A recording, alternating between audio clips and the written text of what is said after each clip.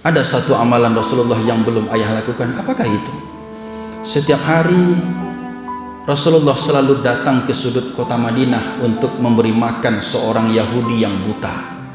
Orang Yahudi buta, sudah tua renta. Lalu pergilah Abu Bakar ke rumahnya mengambil roti. Diambil roti, lalu dia mencari orang tua yang buta tadi, Yahudi tadi. Begitu mendekat, hampir dekat kepada Yahudi itu, Yahudi tadi berpidato, jangan kau dekati Muhammad. Muhammad itu dukun, Muhammad itu tukang sihir. Kalau kau dekat-dekat dengan Muhammad, maka dia akan mempengaruhimu. Engkau akan dibujuk rayunya, engkau akan terbawa olehnya. Abu Bakar tetap berjalan, memberikan roti kering ke tangan orang tua tadi. Orang tua tadi mentes Abu Bakar, apakah kamu orang yang biasa mengantarkan aku makanan? Ya, kata Abu Bakar, mengujinya. Kamu berbohong, kata Yahudi buta tadi. Orang yang biasa mengantarkan aku makanan adalah orang yang bijaksana. Dia tahu aku renta, aku tidak punya gigi, sehingga yang dibawakannya adalah roti yang lembek, bukan roti kering yang kau bawa hari ini. Orang yang biasa membawakan aku makanan setiap hari adalah orang yang hatinya sangat murah, lembut. Dia tahu aku buta, sehingga disuapkannya aku roti yang lembek itu. Menangis Abu Bakar mendengarkan cerita Yahudi itu. Lalu di akhir tangisnya dia berkata, wahai bapak tua, ketahuilah bahwa orang yang setiap hari mengantarkan engkau makanan adalah Muhammad yang engkau caci maki setiap hari, dan 3 hari yang lalu beliau sudah meninggal dunia.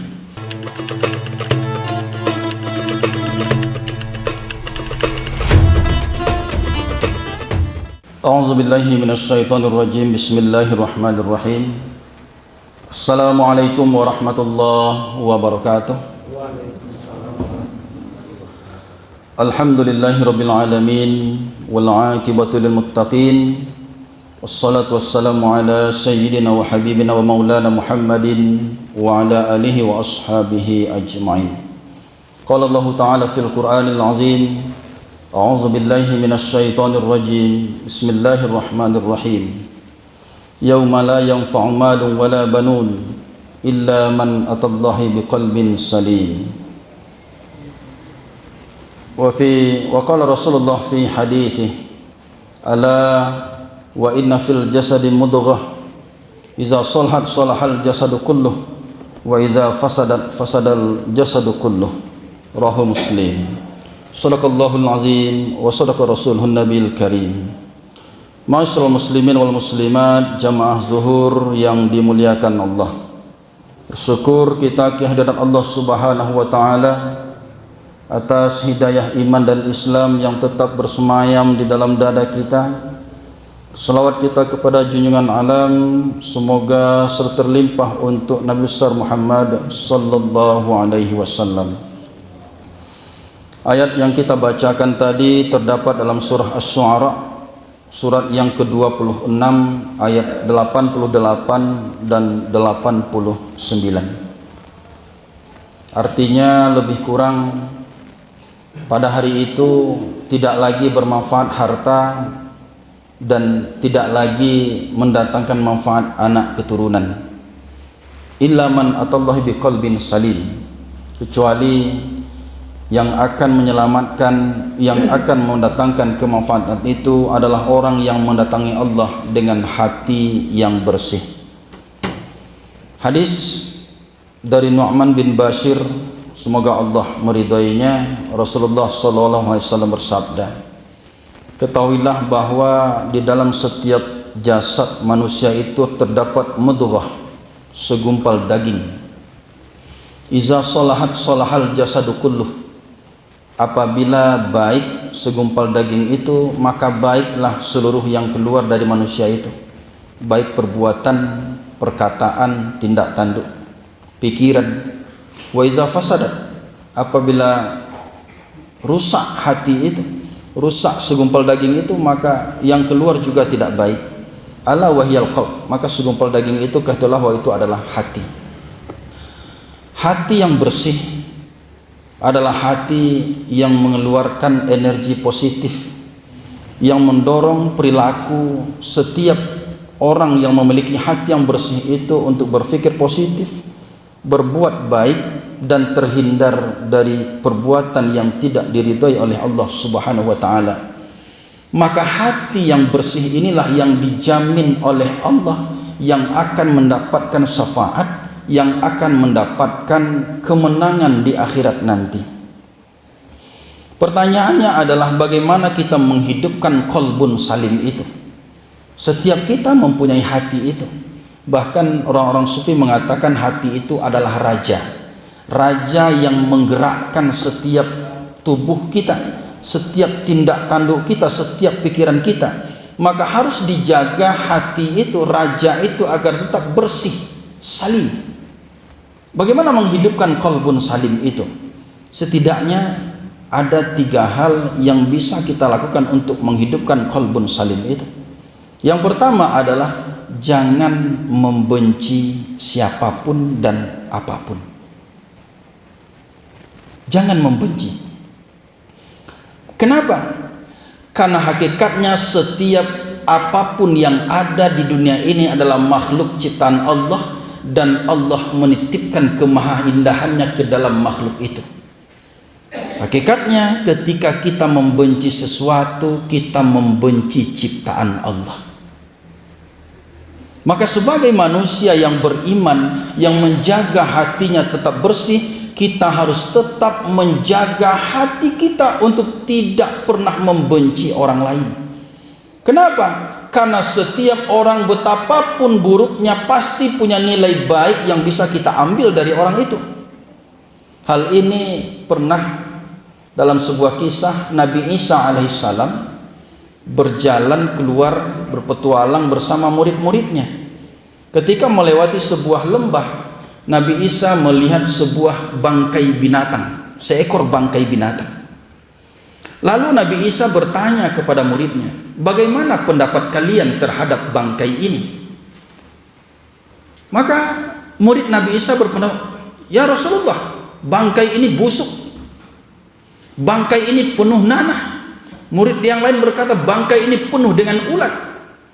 Nabi Isa tersenyum lalu mengatakan, gigi binatang ini putih bersih.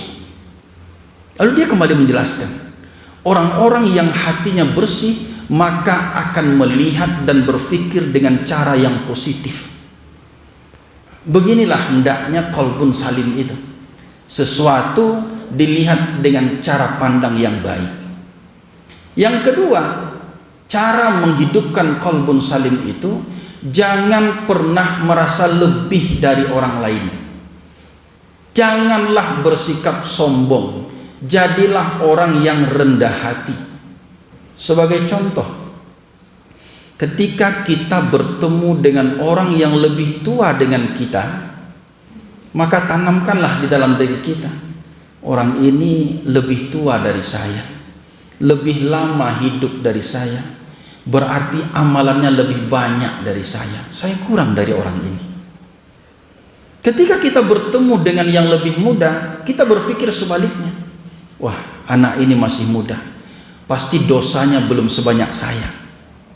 Kita berpikir seperti itu, sehingga apa? Melahirkan sikap tawaduk, melahirkan sikap rendah hati, bahwa kita tidak lebih dari orang lain.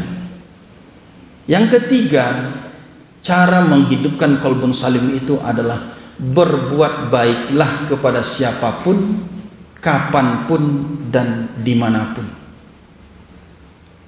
Tidak saja kepada manusia yang memang kita bersumber dari nenek moyang yang satu, Adam dan Hawa, tetapi juga kepada binatang, juga kepada tumbuhan. Coba bagaimana indahnya ajaran kita diajarkan oleh Rasulullah. Jangankan menyakiti orang lain, mengencingi lubang semut saja kita dilarang oleh Rasulullah. Begitu indahnya ajaran Islam.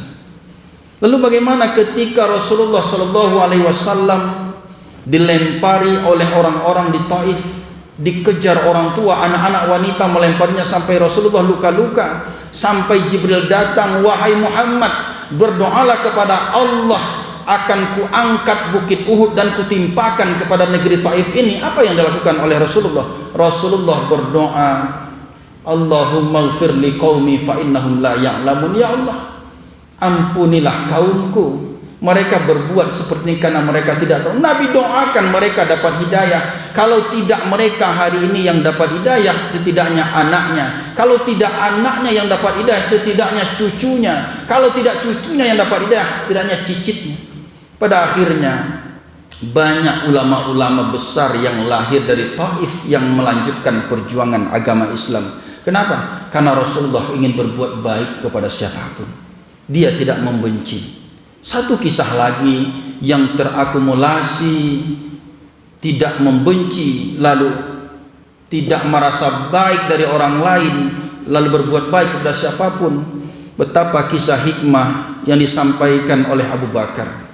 3 hari setelah Rasulullah meninggal dunia, Abu Bakar datang menemui anaknya Aisyah. Wahai Aisyah, terangkan kepada ayahnya, apa amalan Rasulullah yang belum ayah lakukan? Abu Bakar punya sebuah kebiasaan mendawamkan, mengikuti setiap amalan-amalan sunnah Rasulullah. Dijelaskan oleh Aisyah, wahai ayah, ada satu amalan Rasulullah yang belum ayah lakukan. Apakah itu? Setiap hari Rasulullah selalu datang ke sudut kota Madinah untuk memberi makan seorang Yahudi yang buta. Orang Yahudi buta, sudah tua renta. Lalu pergilah Abu Bakar ke rumahnya mengambil roti.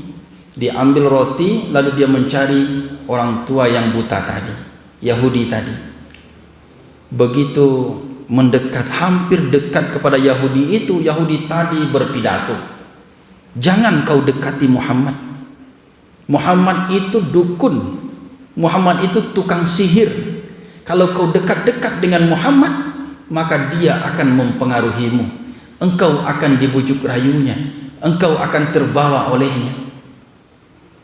Abu Bakar tetap berjalan, memberikan roti kering ke tangan orang tua tadi. Orang tua tadi mentes Abu Bakar, apakah kamu orang yang biasa mengantarkan aku makanan? Ya, kata Abu Bakar, mengujinya. Kamu berbohong, kata Yahudi buta tadi. Orang yang biasa mengantarkan aku makanan adalah orang yang bijaksana.